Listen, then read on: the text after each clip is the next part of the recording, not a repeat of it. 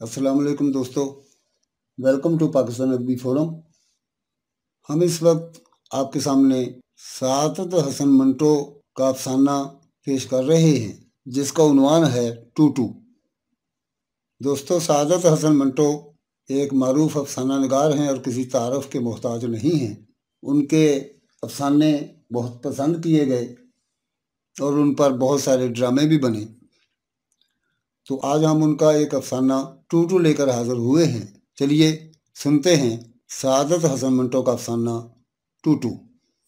मैं सोच रहा था कि दुनिया की सबसे पहली औरत जब माँ बनी तो कायनात का रद्द अमल क्या था।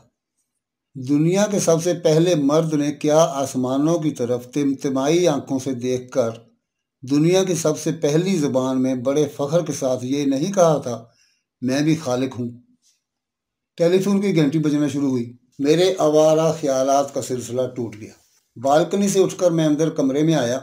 टेलीफोन जिद्दी बच्चे की तरह चिल्लाए जा रहा था।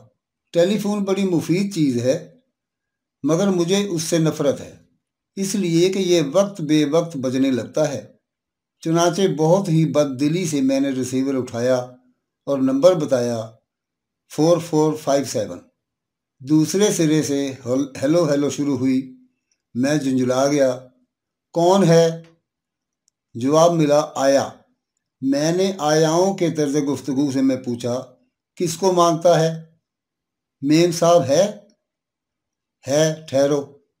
टेलीफोन का रिसीवर एक तरफ रख कर मैंने अपनी बीवी को, जो गालबन अंदर सो रही थी, आवाज़ दी, मेम साहब, मेम साहब। आवाज़ सुनकर मेरी बीवी उठी और जमाइयाँ लेती हुई आई। ये क्या मजाक है? मेम साहब, मेम साहब। मैंने मुस्कुराकर कहा, मेम साहब ठीक है, याद है तुमने अपनी पहली आया से कहा था कि मुझे मेम साहब के बदले बेगम साहिबा कहा करो, तो उसने बेगम साहिबा बेंगन साहिबा बना दिया था। एक मुस्कुराती हुई जमाई लेकर मेरी बीवी ने पूछा, कौन है? दरियाफ्त कर लो। मेरी बीवी ने टेलीफोन उठाया और हेलो हेलो शुरू कर दिया। मैं बाहर बालकनी में चला गया। औरतें टेलीफोन के मामले में बहुत लंबी होती हैं। चुनाचे 15-20 मिनट तक हेलो हेलो होता रहा। मैं सोच रहा था, टेलीफोन पर हर 2-3 अल्फाज के बाद हेलो क्यों कहा जाता है? क्या इस हेलो हेलो के अकब में एहसास कमतरी तो नहीं?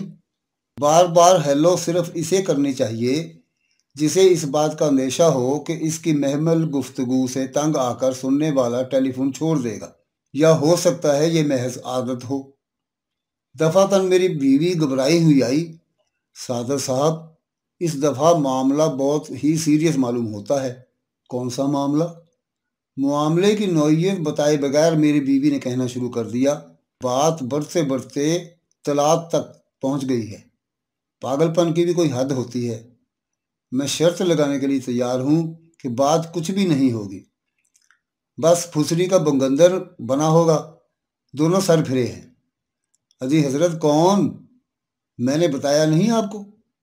ओह, टेलीफोन ताहिरा का था। ताहिरा? कौन ताहिरा? मिसिज यजदानी।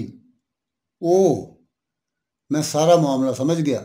कोई नया झगड़ा हुआ है? नया और बहुत बड़ा। जाइए, यजदानी आपसे बात करना चाहते हैं। मुझसे क्या बात करना चाहता है? मालूम नहीं। ताहिरा से टेलीफोन छीन कर मुझसे फ़कत ये कहा, भाईजान ज़रा मंटो साहब को बुलाइए, खाम खा मेरा मगज़ चाटेगा। ये कहकर मैं उठा और टेलीफोन पर यजदानी से मुखातब हुआ। उसने सिर्फ इतना कहा, मामला बेहद नाजुक हो गया है। तुम और भाभी जान टैक्सी में फ़ौरन यहाँ आ जाओ। मैं और मेरी बीवी जल्दी जल्दी कपड़े तब्दील करके यजदानी की तरफ रवाना हो गए। रास्ते में हम दोनों ने यजदानी और ताहिरा के मुतल्लिक बेशुमार बातें की। ताहिरा एक मशहूर इश्क पेशा मौसीकार की खूबसूरत लड़की थी।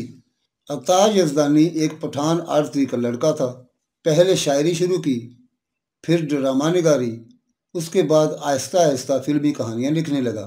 ताहिरा का बाप अपने 8वें इश्क में मशगूल था और अता यजदानी अल्लामा मशरकी की खाकसार तहरीक के लिए बेलचा नामी ड्रामा लिखने में। एक शाम परेड करते हुए अता यजदानी की आंखें ताहिरा की आंखों से चार हुईं। सारी रात जाग कर उसने एक खत लिखा और ताहिरा तक पहुंचा दिया। चंद माह तक दोनों में नामो प्याम जारी रहा और आखिर को दोनों की शादी बगैर किसी हिलोहुजत हो गई। अता यज़दानी को इस बात का अफसोस था कि उनका इश्क ड्रामे से महरूम रहा। ताहिरा भी तबन ड्रामा पसंद थी। इश्क और शादी से पहले सहेलियों के साथ बाहर शॉपिंग को जाती तो उनके लिए मुसीबत बन जाती। गंजे आदमी को देखते ही उसके हाथों में खुजली शुरू हो जाती। मैं इसके सर पर एक दौर तो ज़रूर जमाऊंगी, चाहे तुम कुछ भी कर लो। ज़हीन थी। एक दफ़ा उसके पास कोई पेटीकोट नहीं था। उसने कमर के गिर्द अज़ारबंद बांधा और उसमें साड़ी उड़स कर सहेलियों के साथ चल दी। क्या ताहिरा वाकई अता यज़दानी के इश्क में मुब्तला हुई थी? इसके मुतल्लिक वसूक के साथ कुछ नहीं कहा जा सकता था। यज़दानी का पहला इश्किया खत मिलने पर उसका रद्द अमल गालबन ये था कि खेल दिलचस्प है, क्या हर्ज है, खेल लिया जाए। शादी पर भी इसका रद्द अमल कुछ ऐसा इसी किस्म का था। यूं तो मजबूत किरदार की लड़की थी, यानी जहां तक बाअस्मत होने का ताल्लुक है, लेकिन खिलंडरी और ये जो आए दिन इसका अपने शौहर के साथ लड़ाई झगड़ा होता था, मैं समझता हूँ एक खेल ही था। लेकिन जब हम वहाँ पहुँचे और हालात देखे तो मालूम हुआ कि ये खेल बड़ी खतरनाक सूरत इख्तियार कर गया था। हमारे दाखिल होते ही वो शोर बरपा हुआ कि समझ में न आया। ताहिरा और यज़दानी दोनों ऊंचे ऊंचे सुरों में बोलने लगे। गिले शिकवे, ताने मेने, पुराने मुर्दों पर नई लाशें, नई लाशों पर पुराने मुर्दे। जब दोनों थक गए तो आहिस्ता आहिस्ता लड़ाई की नोक पलक निकलने लगी। ताहिरा को शिकायत थी कि अता स्टूडियो की एक वाहियात एक्ट्रेस को टैक्सियों में लिए लिए फिरता है। यज़दानी का बयान था, यह सरासर बहतान है। ताहिरा कुरान उठाने के लिए तैयार थी कि अता का उस एक्ट्रेस से नाजायज़ ताल्लुक है।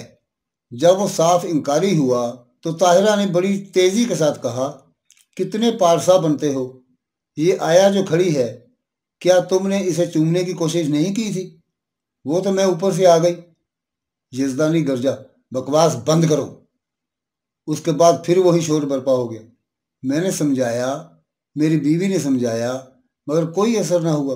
अता को तो मैंने डांटा भी। ज्यादती सरासर तुम्हारी है, माफ़ी मांगो और ये किस्सा ख़त्म करो। अता ने बड़ी संजीदगी के साथ मेरी तरफ देखा। सआदत, ये किस्सा यूं ख़त्म नहीं होगा। मेरे मुतल्लिक ये औरत बहुत कुछ कह चुकी है, लेकिन मैंने इसके मुतल्लिक एक लफ्ज़ भी मुंह से नहीं निकाला। अनायत को तुम जानते हो? अनायत प्लेबैक सिंगर, इसके बाप का शागिर्द।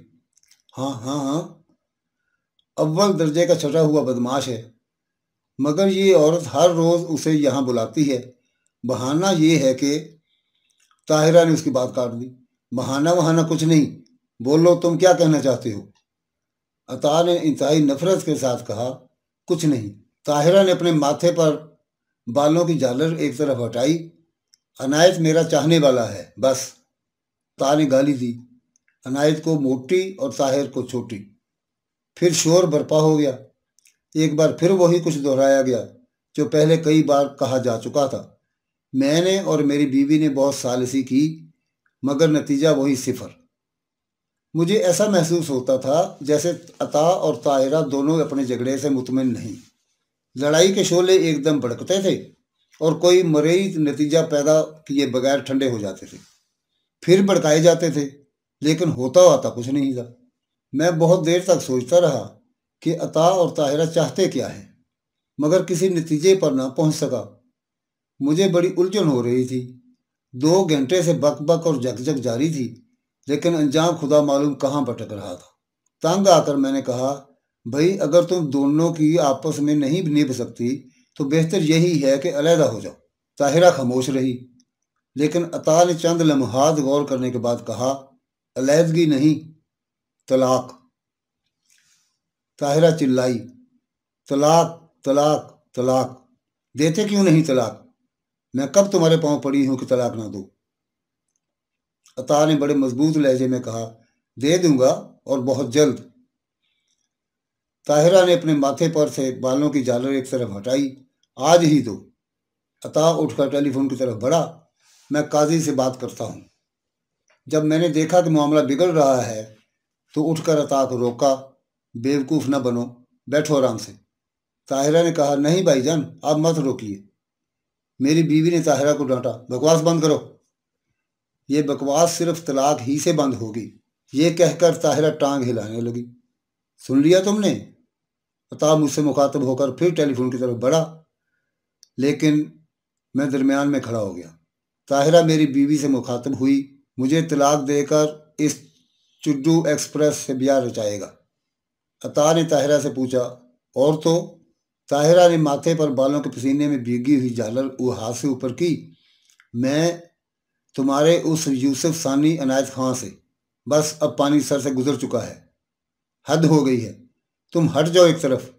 अता ने डायरेक्टरी उठाई और नंबर देखने लगा। जब वो टेलीफोन करने लगा तो मैंने उसे रोकना मुनासिब न समझा। उसने 1-2 मरतबा डायल किया लेकिन नंबर न मिला। मुझे मौका मिला तो मैंने सारे पुरजोर अल्फाज में कहा कि अपने इरादे से बाज रहे। मेरी बीवी ने भी उससे दरखास्त की मगर वो ना माना। इस पर ताहिरा ने कहा, सफ़िया तुम कुछ ना कहो, इस आदमी के पहलू में दिल नहीं पत्थर है। मैं तुम्हें वो खत दिखाऊंगी जो शादी से पहले उसने मुझे लिखे थे। उस वक्त मैं उसके दिल का इकरार इसकी आंखों का नूर थी। मेरी ज़ुबान से निकला हुआ हर लफ्ज़ इसके तने मुर्दा में जान डालने के लिए काफ़ी था।